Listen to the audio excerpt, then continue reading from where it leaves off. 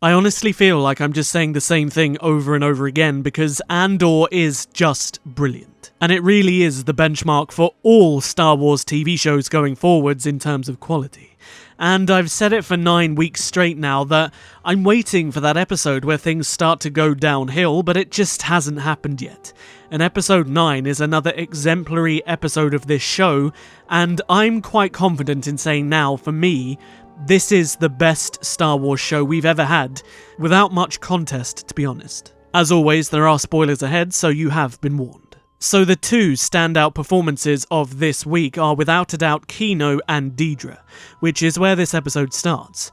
It starts with Dedra interrogating Bix with a new form of torture, and the quality of her performance in this episode can't be understated. She is brilliant. The way she delivers her lines is menacing, but at the same time, if you pay real attention to her face, her facial acting is so good, and her dialogue and her writing is just brilliant too. In the earlier stages of the story, we could see that she was lacking some confidence, but as the show has progressed, we've started to see that viciousness that we knew was in her character but didn't quite see in full.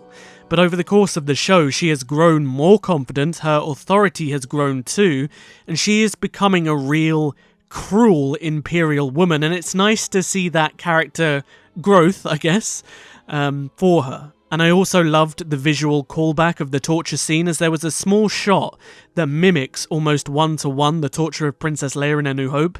It was just a really nice parallel visually. And I just think the whole scenario was well shot and well presented, the dialogue was good, as was the usage of close-ups. And Dedra, thanks to this new technology or new torture device, is able to get the information out of Bix that she needs to learn about Cassian and his mother and whatnot, getting her one step closer to her goal. Then we flip back to the prison, and all of the scenes in the prison were just really good. As I mentioned, one of the other standout performances was Andy Serkis, aka Kino, whose character development in this episode was really well done. It starts off with him being very guarded and very by the book. He just wants to get out of this prison, and he believes the best way to do that is just by following the rules and doing what he thinks is right. And while Cassian is trying to plan a potential escape, he doesn't want anything to do with it. But this mindset slowly changes over the course of the episode. The initial scenes were more focusing on the potential escape and how they might go about it, but there is also a kind of foreboding that one of the group members, one of the older members, is pretty ill, and that foreboding is ultimately the catalyst for Kino having a change of heart. Now, the more time we spend in this prison, we start to learn that things are happening in this facility that aren't particularly good. And we can see that Kino is slowly becoming more aware that maybe something is wrong here. And much like Dedra, Andy Serkis's facial acting is just brilliant. And you can see just in his eyes that even though he's talking about being by the book and not wanting to be a part of anything serious, his face tells you a different story. He is doubtful of his own self. And he also delivers all of his dialogue with such power. And honestly, Andy Serkis is one of my favourite actors of all time, and he just continues to be brilliant in almost everything I've ever seen him in. The story then switches over to Mon Mothma, who is in a little bit of trouble, it seems. Because not only do we learn that Vel is her cousin and they are related, but the Empire might just be able to track her rebellious activity through her transactions. And because of this, she is going to have to start associating with people that maybe she doesn't really want to. She's always wanted to do this rebellion her way. She's kind of wanted to do it politically the right way as she sees it, but I think episode by episode this is starting to kind of unravel, and she is starting to realise that she literally can't. And again, all of the dialogue with Genevieve O'Reilly as Mon Mothma is brilliant, and I loved her interactions with Vel too, because this is a Vel we haven't seen before. And while you can see that the two of them have a differing viewpoint on how things should be done, unlike Mon and Luthen, there's a love between Mon and Vel, and that differing viewpoint that Vel does share with Mon is kind of showcasing that rigid belief that Mon has, that political way of wanting to do things right, is maybe slowly starting to crumble. Then we have a few little interlude scenes in the ISB, which are always fun to watch. The way they interact with each other with such righteousness and belief that they are doing the right thing is always great. And then we have a small scene with Cyril. Now, what they are doing with Cyril, I'm not entirely sure at the moment, to be honest, but I'm still interested. It would seem that Cyril has developed a kind of crush on Deidre, but in actuality it comes more across as an obsession, as he's been stalking her at the ISB to catch her off guard so he can talk to her about Cassian, but he's telling her about how she reignited his love for the galaxy and for order and whatnot, and he's just being really weird and creepy about it. And it comes across that Deidre is kind of shook by his behaviour, and she doesn't really want anything to do with him. But I don't know whether this is a front. I'm curious to see if these two characters do end up intertwining in some way. I mean, Deidre is good at using people, and I'm wondering if she's going to start using Cyril's obsession to her advantage, and I'm definitely curious to see how they manage to work that relationship dynamic. And I just want to highlight something that is a constant throughout this show, and it's one of the core pillars that is making this show consistently work, and that is tension. In all of the Mon Mothma scenes, there is a constant tension. You feel her slowly breaking under the pressures of her position. As I mentioned last week, it's like the eye of the Emperor seems to be on everything, and that eye is growing. His gaze is growing, and you can feel that in every episode, and it's all through the ISB. You then switch to the prison section of the show, and again, there is constant tension. There is also tension with Cyril's character, and just how he seems like he's always going to snap because he's kind of crazy.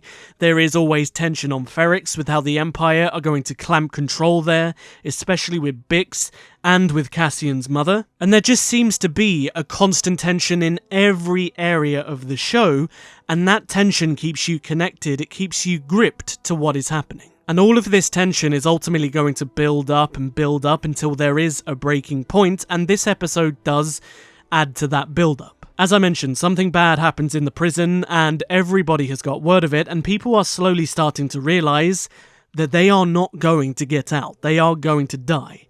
Especially Kino, who has served his sentence with a boldness to abide by the rules. And you can see that everybody's morale is slowly starting to crumble down across the entire facility. And one of Cassian's teammates in the prison has a stroke, and this is like the breaking point for Kino. They get some medical attention for him, and it's revealed that they can't save him because the stroke was too serious. And this really upsets Kino because he was really close to the end of his sentence and getting out too. And you can see that this really plays with Kino's mind and his emotions. And his death makes Kino curious about what's happening in the wider facility, which is something he hasn't taken any interest in before because he has tried to stay on the straight and narrow. It's then revealed that all of the chaos happening in the facility is because a member who had finished his sentence was released, but just put back into another section of the prison. And there was some kind of riot, and then the Empire killed everyone in that section of the prison. Internally, this has made Kino snap, and again, the acting was phenomenal from Andy Serkis, and of course, Kino is the big daddy of this group, he is the leader. And with him involved, this is where the prison break can really start to grow and take form. Now, my only real criticism for this episode was, unlike the crew on Aldani in the heist, aside from Kino, we haven't really gotten to know any of the people in Cassian's little group. Now, assuming that they are going to wrap up this story arc next week, because they've kind of said every 3 episodes is a story arc, the same connection that we had to the group on Aldani isn't quite there for those in the prison. But that is just assuming they do wrap up this story arc in episode 10. There are only 3 episodes left, so maybe they focus the entirety of the end of the season on this prison heist, so maybe there will be more time with them. However, with that said, the time that would be spent on them has been given to Deidre and Mon Mothma, and they're really building those 2 characters up, so maybe that's just a necessary trade-off in terms of time. But either way, it is another brilliant episode of Star Wars Andor. This show has stayed steady and strong and consistent, and it's proof that Star Wars on TV can be exceptional. And it's also proof that it doesn't need huge set pieces, it doesn't need absurd amount of action. You just need good writing, a good premise, good pacing, and go from there. And the guys that are making Andor all the way from the top to the bottom just know how to make this work. And I really do hope that shows like Ahsoka and The Acolyte and whatnot do take inspiration from this show's design and quality. Anyway, if you enjoyed the review, don't forget to hit the like button because it helps me out a great deal. And if you want to see my review for Andor next week, perhaps consider subscribing so you are notified when it goes live. I'll see you guys in the next video. But until then, may the Force be with you. Always.